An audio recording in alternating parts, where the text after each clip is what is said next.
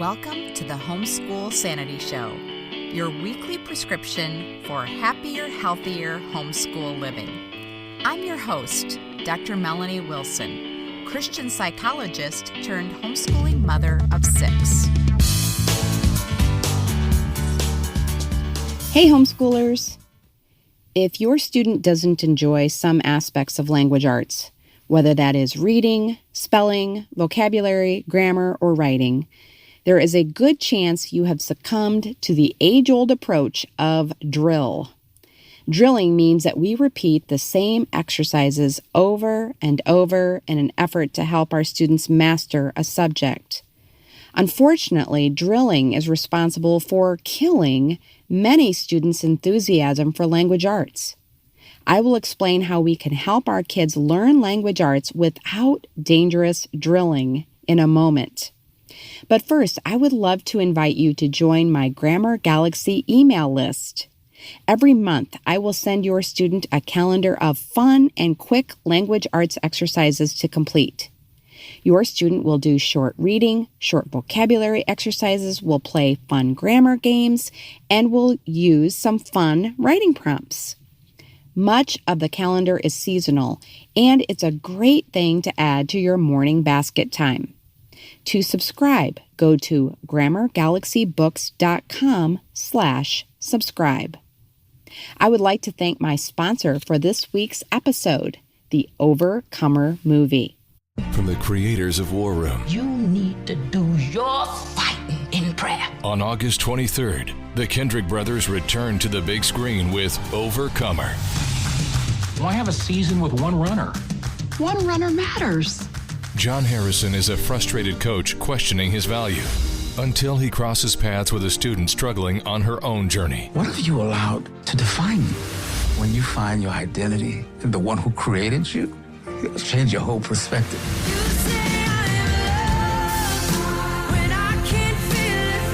Overcomer. In theaters August 23rd, starring Alex Kendrick, Priscilla Shirer, and Sherry Rigby. Rated PG. Parental guidance suggested. For tickets and showtimes, visit overcomermovie.com. Is that? That's Hannah. Run, Hannah!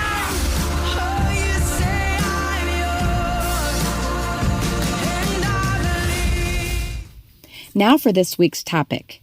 The first area, and the most important area to avoid drill and kill in language arts, is reading. One way we can kill our kids' enthusiasm for reading is by having high standards for the literature our kids choose to read. When we roll our eyes at books like Captain Underpants or think of graphic novels as low-grade literature, we can kill our kids' interest in reading. Reading is very personal. Tastes vary widely by personality, interest, and developmental level. We must take these traits into account when allowing our kids to choose books they like to read. Even if you have a reading list you want your child to follow, it's critical that your child has choice in their leisure reading. After allowing your child to choose books of interest to him, the next most important thing is to allow your child to read books at a lower level. It seems to make sense to push our kids to read more advanced material in the hopes that their reading skills will improve. But the most effective strategy is actually the opposite. When reading is easy, reading is fun. Especially when our kids are younger, we want reading to be so enjoyable that our kids want to do more of it. Our kids will more quickly advance in their reading skills by having them read at lower levels. If your child is a struggling or emerging reader, you can avoid drill and kill by reading aloud yourself and with liberal use of audiobooks. I am so excited that I will be releasing a professionally produced audiobook of Grammar Galaxy Nebula later this month. I know my grammar guardians will love listening to the stories as they have lunch, drive to activities, or get ready for bed. Having your student listen to books is nearly as powerful as your student reading on her own. Don't feel that you are slacking when using audiobooks. The next way to avoid drill and kill in reading is to limit the amount of work associated with books. Copywork, narration, and book reports have their place in our children's education, but overuse of these exercises will turn your child off of reading. Use these strategies sparingly, especially until your child is an avid reader. The next areas where drill and kill can interfere with our child's language arts learning is spelling and vocabulary. A primary way we can drill to ill effect is requiring lots of handwriting, especially from young writers whose handwriting is not yet fast enough. Our kids will then have limited interest in writing things down. We want to reserve that energy for handwriting practice and for creative writing. What that means for emerging writers is that spelling and vocabulary should be primarily verbal. Asking your child to spell words as you drive from place to place and to use vocabulary words in a sentence they say out loud is a much better strategy.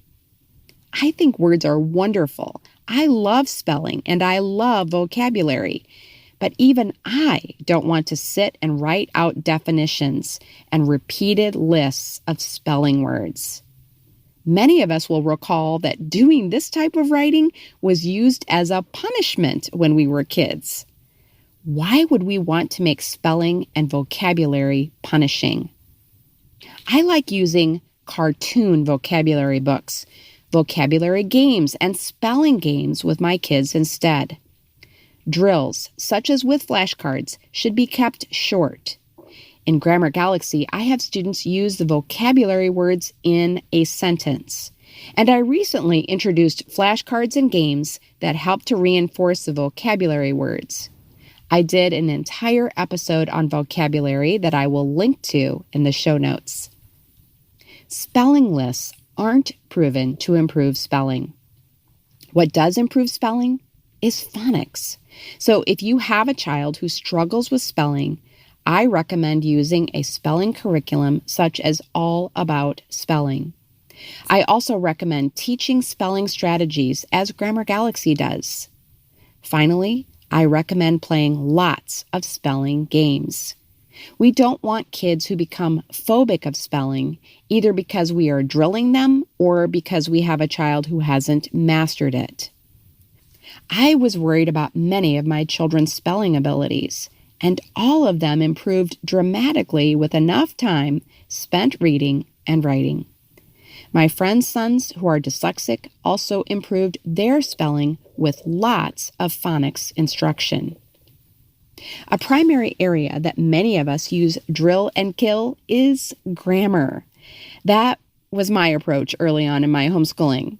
And I will say that it was effective at having my kids retain the parts of speech. However, the side effect was that my kids despised grammar. Even when my second group of kids was learning grammar and I had abandoned the drills of my former curriculum, my kids would beg to skip grammar for the day. One reason for their dislike of grammar is that the lessons were repeated year after year. In fact, fully half of traditional language arts curriculum is repeat. But you may be thinking, my kids don't remember the parts of speech, so they need to repeat the lessons year after year. I have two responses to this. First, we don't have that attitude about math. We aren't teaching addition and subtraction facts to our algebra students. The expectation is that they have mastered that material.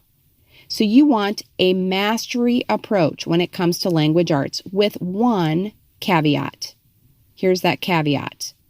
Children have a difficult time mastering much of grammar because it is abstract. We ask children to not only recognize that a pattern of letters is a certain word, that word has a certain pronunciation with any one of a number of meanings, but then we also ask them to understand what role that word is playing in a sentence. This level of understanding surpasses many children's developmental abilities. In fact, until most students are in high school, grammar will be rather challenging. So the question becomes, why teach grammar at early ages? I believe that we want kids to have a fun introduction to grammar. As with any sport, we make the early learning doable and fun. That's the approach I take with Grammar Galaxy. I want kids to learn through stories and through short, fairly easy exercises. My hope is they will be prepared for the more challenging work of using grammar in high school and beyond. To avoid drill and kill in grammar, play games. I have created a list of free grammar games and grammar board games that you can use for this purpose. I'll link them here in the show notes. When you do grammar exercises, keep them short. If your curriculum is not like Grammar Galaxy and has many exercises per lesson, cut the exercises in half. The final area that can be affected by drilling and killing language arts is writing. As I mentioned previously, handwriting is one area where you do have to do short and frequent drills. Once the creation of letters has been committed to memory, you will want to work on your child's handwriting speed. I will link to a resource I've created to help with that. But after handwriting, writing, in my opinion, should never be a drill. Writing should be a joy. We make writing a drill by requiring too much writing. One thing I've learned from being a homeschooling teacher whose son attended 2 years of public school is that homeschool curriculum requires far more writing than public school and even college classes do. One of the best decisions you can make for especially your young writers is to limit the amount of writing that is required. The next way to eliminate drill in writing is to limit corrections. I still remember how deflated I was in my college honors composition course to hear that I needed to completely rewrite a paper. Why would we be surprised when our younger students feel the same way? As students progress into middle and high school, more editing of papers should be done. You can encourage your student who has changes to make by letting her know that editing does not mean she has made a mistake. In fact, every writer is edited, even the greats. Then, instead of only requiring formal writing from your students, let them have fun. Use writing prompts for your child's writing. I prefer using funny writing prompts with my kids, and they prefer it too. I created funny seasonal writing prompts that you can download for free on the show notes page. As I mentioned earlier, I also include writing prompts in the Grammar Galaxy monthly calendars. Reading, vocabulary, and writing skills are critical to our kids' future success in school, work, and life. One of our primary goals as homeschoolers should be to foster a love of language arts. To foster that love, we must avoid drill and kill in reading. Allow your students to read for fun. We must avoid drill and kill in spelling and vocabulary. Limit handwriting and use games to teach instead. We must limit drill and kill in grammar. I believe we can help kids love grammar until they are ready to truly grasp it by using story, games, and a limited number of exercises. We must avoid drill and kill in writing. While we have to require students to develop fast and somewhat legible handwriting, writing must be fun and limited without fear of constant rewrites. Thanks again to the Overcomer Movie for sponsoring this podcast. You can find a list of all the resources I've mentioned by going to homeschoolsanity.com/drill.